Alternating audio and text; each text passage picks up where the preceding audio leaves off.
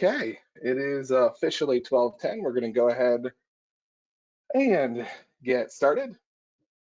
As always, my name is Thad Graham. I am the Victim Services Education Specialist here at Family Services Incorporated. Today, we are going to be discussing domestic violence and the holiday season. So, of course, as always, our mission here at Family Services is to provide resources to build healthier relationships and promote personal growth. Our vision, of course, is to engage with communities to meet the needs of their most vulnerable members. And of course, a trigger warning, we are going to be talking about domestic violence and the holidays today. So of course, it can be triggering. Once again, make sure you are taking care of your own mental health first. So objectives for today, we are going to, of course, define domestic violence. We are going to discuss the facts about domestic violence and the holidays. One of my least favorite things when talking about something is dispelling myths, because people always just remember the myth and not the actual fact. So we are going to dispel myths in a different way that are associated with DV and the holidays. And last but not least, we are of course going to discuss local resources that are available. So to start us off, we have to define domestic violence.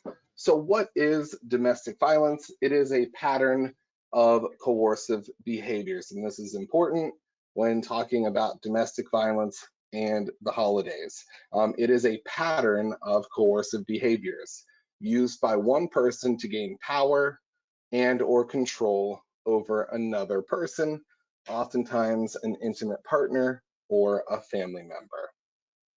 We can use many terms interchangeably to describe and discuss domestic violence. It can be referred to as DV, domestic abuse, DA, domestic battery, intimate partner violence or IPV, teen dating violence, or family, spouse, relationship, or just dating violence. Any of those terms can be used interchangeably, but we are talking about the same thing when we use those terms. We are talking about one person using a pattern of coercive behaviors to gain power and or control over another individual. Domestic violence can be characterized by many types of abuse. One of the things we have to remember is domestic violence doesn't look like just that person with a black eye. There is no perfect victim when it comes to domestic violence. Domestic violence can look like many different things. Any or all types of violence and or abuse may occur in a domestic violence situation. Once again, it is about gaining that power or control over another individual. Domestic violence can include emotional abuse, physical violence, stalking, sexual violence, financial abuse, verbal abuse, religious abuse, and of course, litigation abuse. When we talk about domestic violence, we always have to refer back to the power and control wheel as a resource to help you further define what those types of abuses look like. So what does economic abuse look like? What does emotional abuse look like? What is isolation? What is minimizing, denying, and blaming, and how those all relate to power and control, as well as the physical and sexual violence that occurs or can occur with domestic violence. We also, of course, can refer to the teen power and control wheel when looking at teen dating violence. And we can also look at the LGBTQ plus wheel for those in the LGBTQ plus community. Coming up here in February is Teen Dating Violence Awareness Month. We are, of course, going to have information for Teen Dating Violence Awareness Month, and of course, a webinar in February looking into that further. So today we are discussing, of course, the holiday season and how that relates to domestic violence.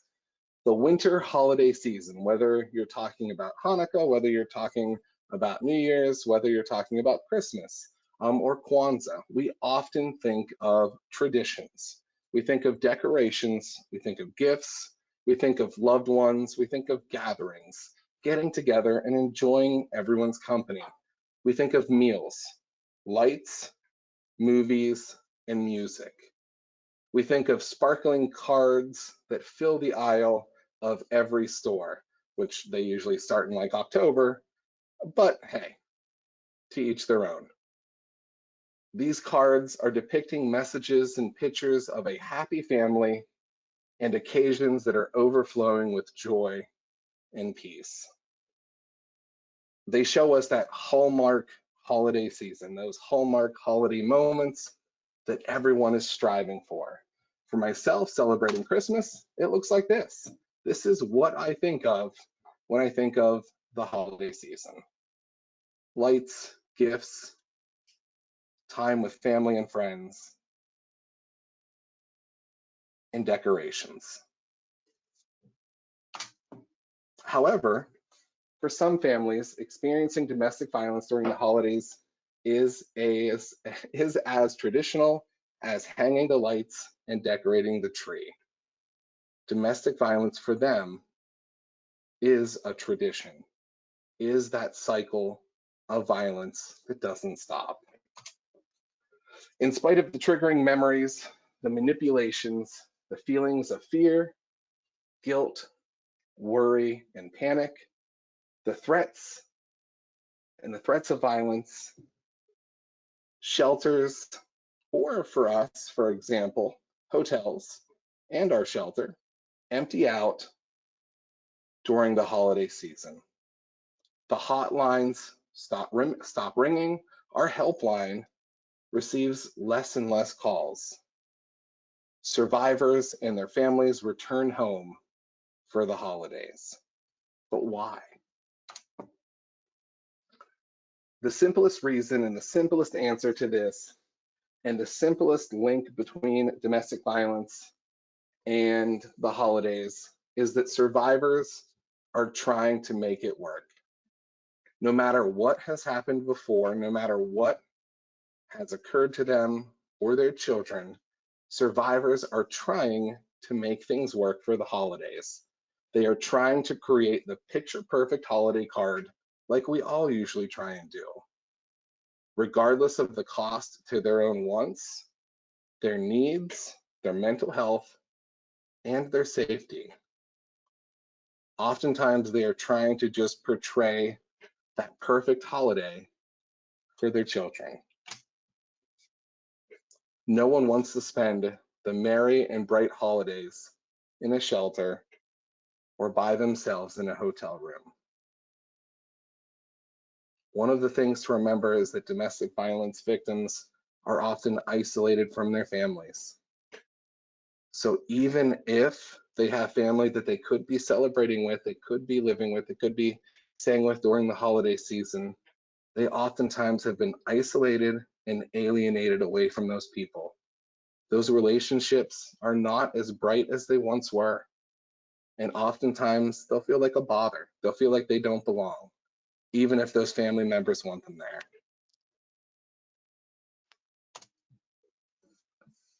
There is a popular perception that has been perpetrated for many, many years, is that domestic violence increases during the holiday seasons. That due to alcohol, due to stress, due to tension, anxiety, overwhelming expectations and pressure, financial pressure, and of course those strained family relationships, that domestic violence increases during the holiday. But we have to remember that domestic violence is about a pattern of coercive behavior. It is about a pattern of power and control over an individual. The idea that domestic violence increases because of the holiday stressor can create misconceptions and perpetrate myths around the root cause of domestic violence. These conditions, of course, can make an abusive relationship more complex. They, of course, can impact a survivor's overall safety and elevate the danger level. It could be used by the perpetrator to justify or minimize the abuse that they are dealing to this person. Or it may be an aspect of why a survivor stays or does not leave an abusive relationship. We have to remember, though, these stressors are not the root cause of domestic violence. They are not the root cause of abuse. That abuse is about one person wanting to gain power and control over another individual. It's not because the holidays are a stressful time, families are coming in, it's crazy, and I'm stressed, I'm anxious, and I just have to beat this person up. That's not normal. That is not a normal reaction to a holiday stressor. This person wants to use it, the abuser wants to use this situation as a way to justify abuse over an individual, to justify control over the individual. Claiming that these circumstances alone cause domestic violence shifts the blame and responsibility away from the abuser and onto the stress of the holidays, therefore perpetuating the cycle of violence. It gives them an excuse. It's not my fault that I beat up my wife. It's not my fault that I'm mentally abusing my children. It's the holidays. The stress is just too much and I had to let it out. It's the holidays. It's not my fault. And sadly enough, this gets perpetuated. This is actually, in doing my research, I came across this and I was sadly not surprised. This is from a law office located in New Jersey, and they are perpetuating the fact that this isn't a problem of one person wanting to hold power or control over an individual. It's the holidays' fault. It's the stress from the holidays that made you lash out, and now you're arrested, and now you're being charged with domestic violence. So if that happened to you, give this law office a call, and they will defend you in court and represent you and make sure that you understand that it's not your fault. You're not an abuser, that you don't want to hold power and control over another individual, that it's just the holidays' fault. All of that stress, no wonder you lashed out. No wonder you're abusive. You couldn't help it. It's the fault of the holidays. Now, there are some better examples out there of law offices, and I just pulled these because they're a little bit better. These are examples from law offices that want you to understand that domestic violence is more than just an excuse in the holiday season, that it is about that pattern of coercion and control. And they want to help victims, one in New Jersey and one in California.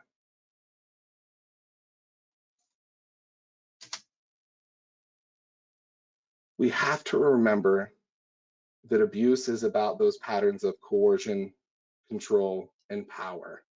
Abuse lives inside those that believe they have the inherent right to have power and control over others.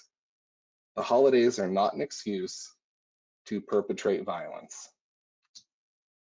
Abuse does not come and go like the holiday season. Abuse is intentional, abuse is coercive, and abuse is violent. It isn't just an excuse because the holidays are a stressful time. So what do the numbers say? The numbers, of course, are a little bit different. And I'll explain them here in a little bit. A 2005 study examining police incident reports of domestic violence in Idaho suggests that there is a strong relationship between particular holidays and incident reports of intimate partner violence. Now, there are multiple studies that I've read throughout the country where police are responding to more reports of intimate partner violence during the holidays. That is true. You can find those studies throughout. There was also a study found that domestic violence reports are higher than normal daily averages on New Year's Eve, New Year's Day, and New Year's Eve, New Year's Day, with New Year's Day averaging 2.7 times more incidences of domestic violence than the normal daily average.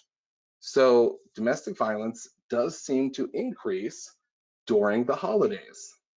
It does seem to come to a head and give abusers an excuse to lash out during the holidays. The problem is they're not reaching out for help. Individuals are not able or are not wishing to look out, or I am so sorry, I lost my train of thought.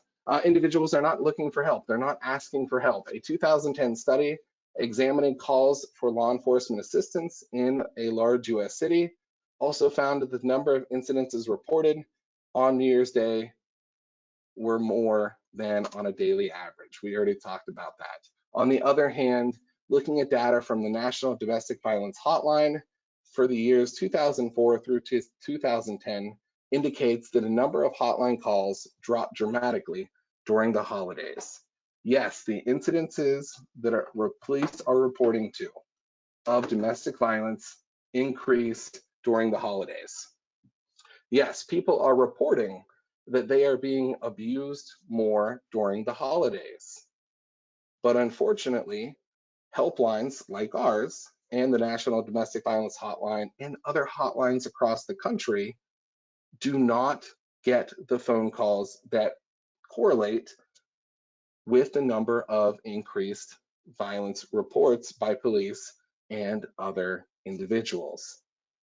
For instance, call volume drops by approximately half on Thanksgiving Day.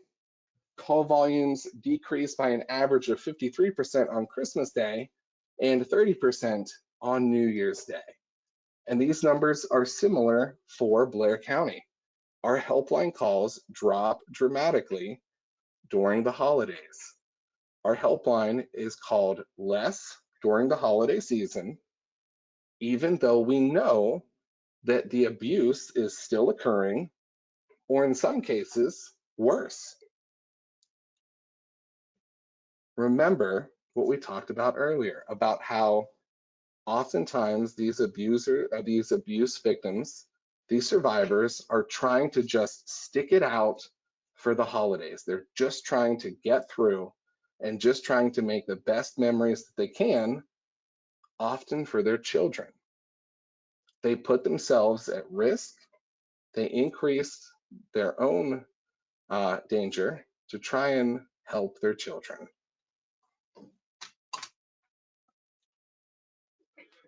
The idea of an uptick sounds like it logically makes sense. However, understanding the pattern of abuse can make you see why this logic is faulty.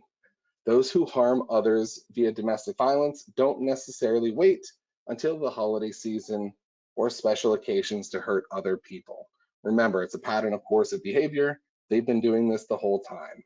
Instead, abusers often have a pattern of abuse and behaviors that they exhibit that ends in domestic violence. Behaviors of physical violence can fluctuate in frequency over the course and span of a relationship. Now, before we get to this, I do want to give a disclaimer that these numbers do fluctuate, and there are a lot of differing sources out there when it comes to DV and the holidays. Oftentimes, they're very confined to specific areas. Some report that, of course, they're getting more phone calls. Others report, and a majority report, that they're getting less phone calls. Like I said, in our area, we do seem to get less phone calls to our helpline during the holiday season, even though we know that the abuse is occurring. Chelsea Scott, she is the Administrative Compliance Coordinator for the Tri-County Help Center located in New York. She was quoted in an article, and she summarizes this phenomena better than I could, so we are just going to go off of her quote. We typically see a decrease in the number of calls over the holidays. Once again, that is true for Blair County as well. Our agency sees an increase of these calls and an increase of the people coming into our shelter or into housing, into our hotels after the new year. Once again, that holds true for our county. We see a decrease in phone calls to our helpline, a decrease in victims coming forward during the holiday season. After the holidays pass, we have an influx of people who are leaving their situation, who are trying to flee for safety. We know domestic violence never takes a break for the holidays. The reality is abuse is never dormant. Once again, that is true here. Yes, domestic violence is more likely to occur when stress levels are high. Once again, yes, that is true. The holidays tend to be a stressful time of the year, and unfortunately, stress can be a trigger for domestic violence among vulnerable families. That is very true. It is a trigger, but it is not a reason for it. It is not an excuse for the abuse. It is a trigger that causes the violence to happen. That abuse has been happening, and it has been an ongoing cycle. We typically hear families say that they try harder to stay together for the holidays. There may be reasons people don't want to remove their children from the home or leave the home altogether to disrupt the holidays. Once again, that is what we hear as well here in Blair County, talking with survivors of domestic violence. Now, further in the article, she goes on to talk about the victims themselves. And this quote, it really hit me when I read it because it also identifies the survivors and the victims that we work with here in Blair County. Abusers use tactics of power and control against their victims. We've recently seen a lot of victims come to us with mental health issues themselves and with substance abuse disorders. This once again holds true in Blair County.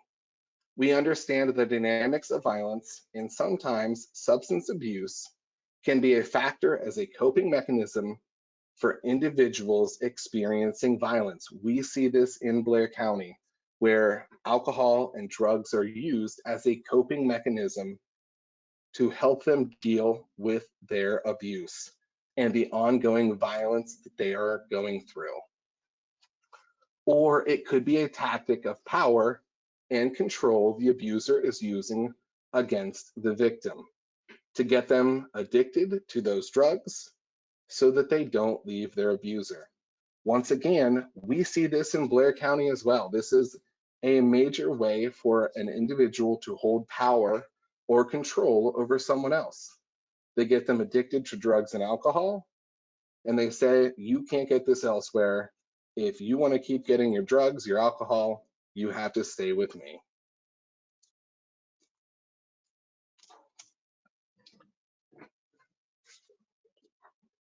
So of course, the last thing we want to look at here and we want to remember is that domestic violence doesn't take a holiday.